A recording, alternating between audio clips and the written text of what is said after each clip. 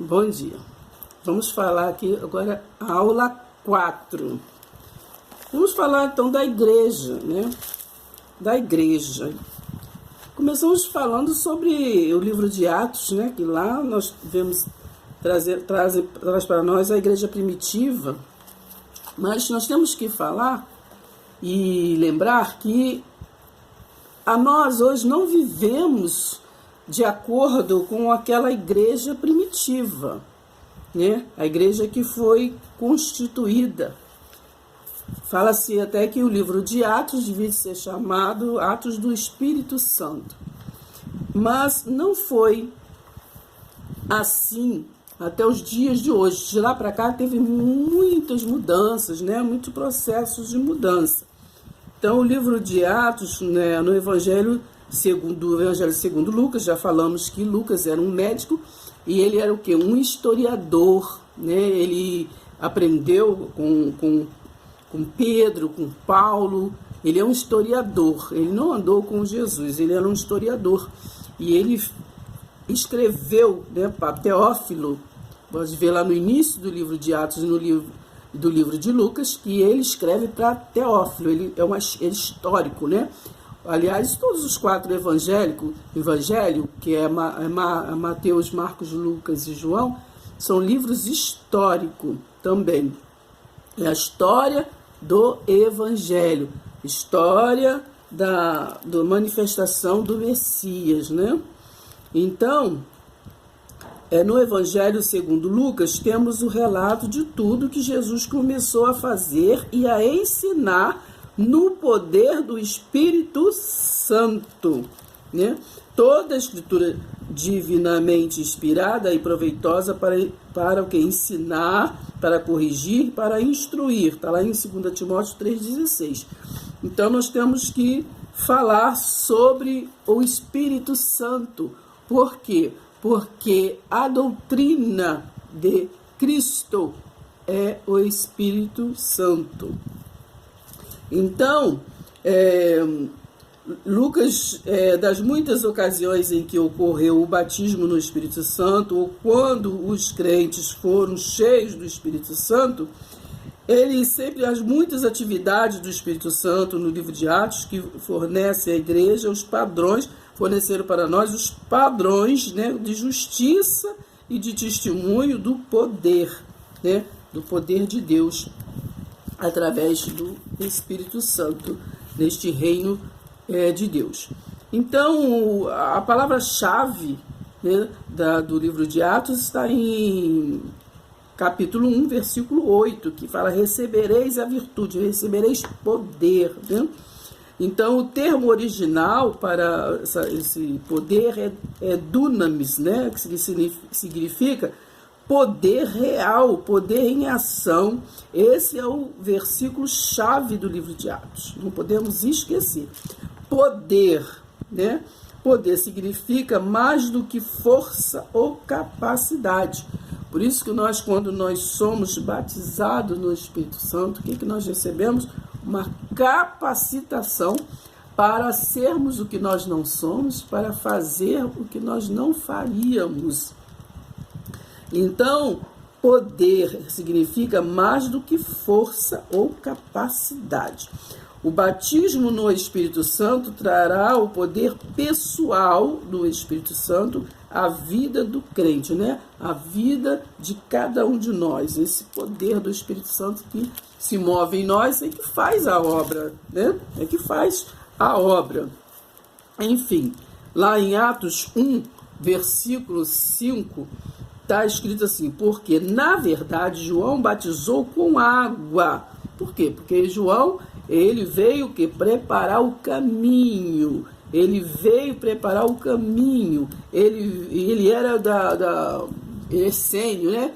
Então, os essênios existiam na época de Jesus, os fariseus, os saduceus, os zelotes, os essênios.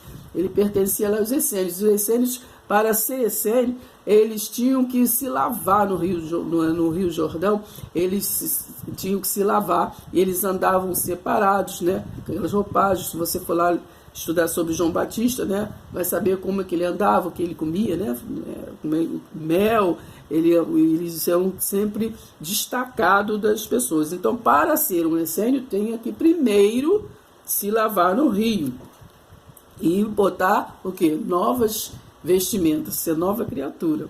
Então, de lá para cá, então não é mera coincidência quando nós ouvimos palavras parecidas, né?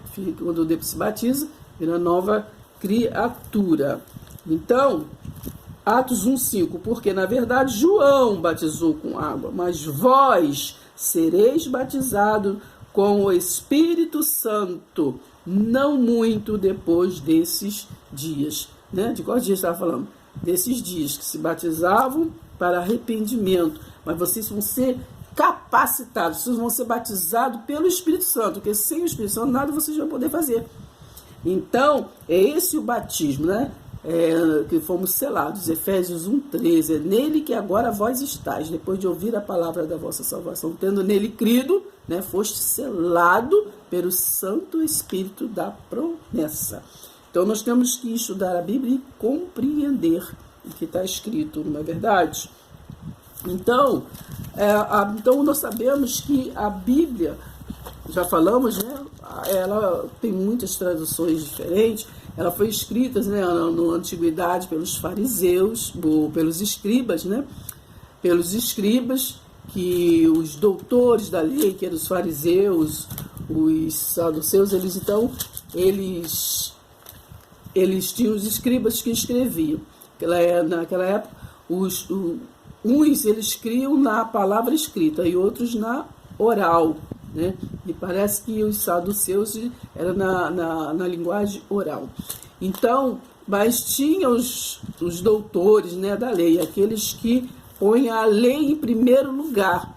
Tanto é que esses que vocês leem lá no livro de Mateus, depois mais para frente eu vou estar passando, que o próprio Jesus chamando eles de hipócrita, né? Porque eles ponham a verdade em segundo lugar e a lei está em primeiro lugar, né? As cadeiras de honra, né?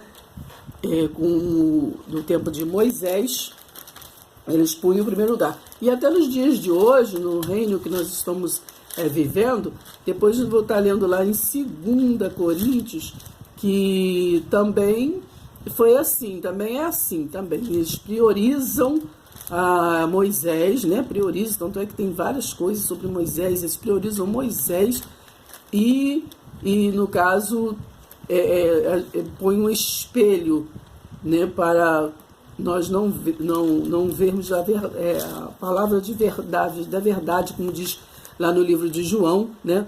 A palavra da verdade, do Espírito da verdade, que é Cristo Jesus, Cristo, que está lá em 1 Coríntios 3:11, que nós não podemos lançar outro fundamento. Mas aí eles lançam Moisés, lançam os vários costumes, né, tradições, para que a gente se desvie do alvo. Então, esta igreja primitiva, como eu disse, nós não estamos vivendo em concordância com esse tempo, muita coisa mudou. Em 1517, teve a reforma protestante. A reforma, o que é reforma? Reforma é da forma, né, o que está deformado. Então já tinha havido uma reforma em Constantino, porque Constantino foi que reformou, né, a igreja primitiva. Depois nós vamos detalhar como foi, e deu uma reforma. Então, através de Constantino, o imperador Constantino de Roma, né, ele uniu, ele batizou, né, esse caminho dos cristãos e deu eles um caminho para que eles unissem o comércio, né, a política e a religiosidade fosse uma coisa só. E então, foi quando falamos já sobre isso, né, foi quando ele mudou no sábado para o domingo, dia de adoração. Teve um povo radical, alguém que não aceitou, que foram os valdenses, mas isso é uma outra coisa. Nós estamos aprendendo uma coisa básica, como entender a Bíblia, não é verdade? Então, 1517, então foi Lutero, ele teve uma reforma, reformou, deu mais uma forma, né, daquilo que já tinha sido formado por Constantino. Então, em 1517, já tinha a imprensa, Gutenberg, né, e então imprimiu as primeiras Bíblias, então, nos originais, período de 1483 a 1546. Vida de Martinho Lutero, começo da igreja cristã protestante. Protestante, por quê? A igreja que protestou, aquela primeira igreja, né, católica, apostólica romana, porque tinha muitas indulgências, muita coisa, vendiam terreno no céu. Então, enfim, para reduzir, enganavam as pessoas, né, em nome da fé. Então, vendiam lugar no purgatório, eles faziam muita coisa. Então, foram 95 teses, 95 coisas que, através de Martinho Lutero, a igreja ficou livre. Então, criou-se o que? Um povo protestante nesse tempo. Então, houve também os anglicanos, que foram um povo que ficou assim em cima do muro, né? Eles nem foram radicais e não foram nem uma coisa nem outra. Então, para poder, eles queriam também usufruir daquela política, né, do comércio e tudo. Então, para assim, eu vou ficar com você, ser seu amigo, eu não acredito no que você está falando, mas eu vou ficar contigo. Então, foi assim. Então, eles ficaram em cima do muro, agradando a dois senhores, não é isso? Então, Lutero, começo da igreja cristã, protestante, por que protestante? Porque depois da reforma, eles podiam ministrar para os que aderiram, mas os que aderiram não podiam, né, fazer doutrina. Martinho Lutero, monge e professor cristão romano, pregou as 95 teses na porta.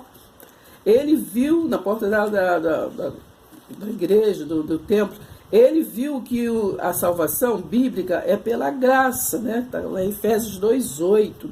Indulgência, 95 teses eram as indulgências. A igreja romana vendia a salvação, documento para se livrar do purgatório, aonde perguntavam, né, onde pagavam pecados. Olha só, pagavam para os pecados. Antes da imprensa, era um ano de salário para se comprar uma Bíblia. Você precisava trabalhar um ano para se comprar uma Bíblia. Ninguém tinha acesso à Bíblia. Então, eles faziam das pessoas o que queriam, né? Eles falavam as missas, né? As coisas eram em latim, ninguém entendia, né? Então, a religião ela é pessoal. Já temos livre acesso. Então, através de quando começou por Martinho Lutero, nós temos acesso à palavra. Foi muito difícil, não foi fácil. Estamos falando uma palavra assim, para que entendam. A Igreja Católica, né, cultivava Maria, confessa, salva sobre o sacerdote, e a Bíblia diz: só existe um mediador. São anos notórios que nós sabemos, que nós lemos lá, né, em Efésios, que só há um mediador entre Deus e o homem. Então, nisso até vemos que a palavra de Deus, ela não contém erro, porque foi escrita pelos judeus cristãos, foi escrita nos concílios, né, católicos, romanos, mas lá está escrito, eles não puderam tirar, está escrito que só há um mediador entre Deus e o homem, que é Jesus Cristo. Mas mesmo assim, nós temos muitos mediadores, né? Santo isso, santo aquilo. O culto não pode ser artificial, tem que ser espiritual. A Igreja Católica reuniu filosofias, tradições e rituais, aonde ninguém crescia espiritualmente, né? As missas eram em latim, língua indiferente ao povo, né? Então, é isso. Nós precisamos observar o andamento, né? O caminho que foi tomado a igreja. Então, a história da igreja vem por esse caminho. Então, nós que venhamos a gastar o que não podemos guardar. Gastar o tempo naquilo que poderemos perder, pois o tempo nos consome. Então, nós temos que aproveitar que as oportunidades, a oportunidade de aprender a palavra de Deus. O cristão adquiriu 5 palavras com a reforma. Fé, só na palavra da Bíblia, né? Culto espiritual, sem latim e filosofia, sem formalidades. Então, o culto, ele é racional, é de adoração, não tem formalidade, tem que ser assim, tudo certinho. Isso é culto pagão. Saber que o véu foi rasgado. Então, nós não temos senhores humanos. O véu foi rasgado. Nós temos livre acesso ao trono da graça. Entende? Então, o nosso altar é Cristo. Deus nos ouve. Ele não precisa mais sacerdote. O culto agora é racional com propósito, né? Está lá em Romanos 12. Né? Leia lá em Romanos 12 que você vai entender. Não é o comércio, não é negócio. Então nós não temos que misturar Jesus Cristo com negócio, com comércio, com política. O próprio Jesus, ele mostrou isso quando você lê lá em Mateus, né? No livro de Mateus 24, me parece que Lucas 22, lá para o versículo 15, talvez, também está escrito sobre isso, né? Que é uma passagem que Jesus, ele o quê?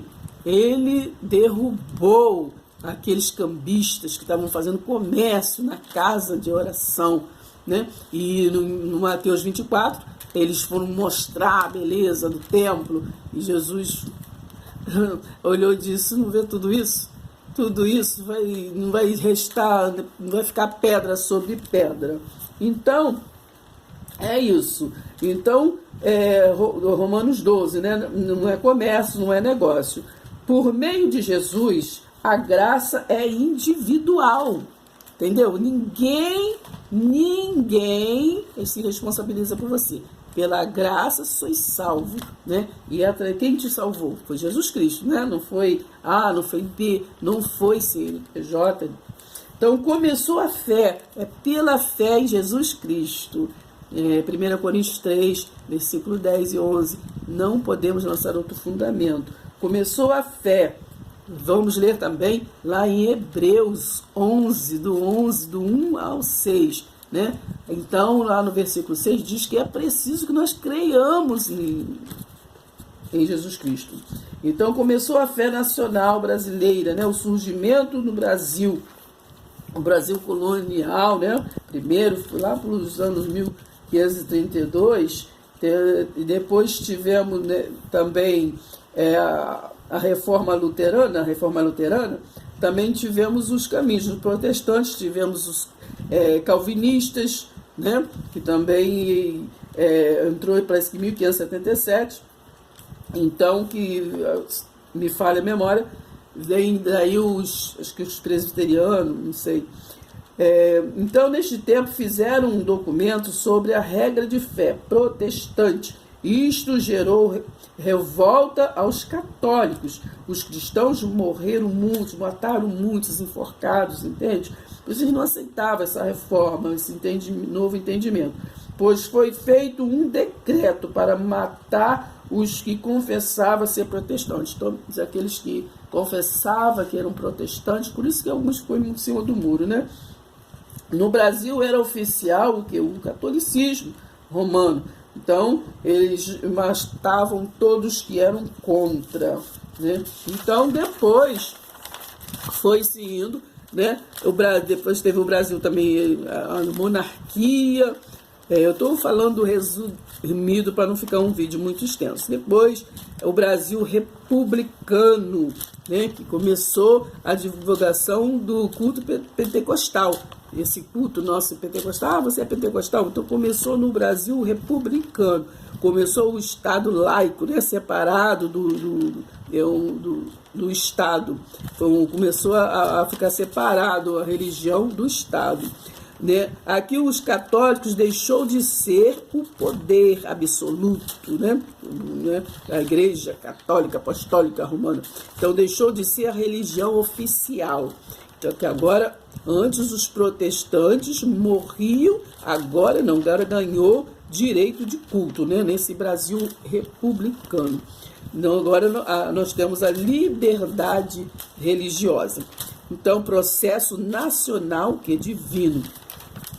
Então, somente agora vai o quê? Germinar. Agora, então, iria o quê? Para frente, germinando. Os protestantes ganhou o quê? A liberdade.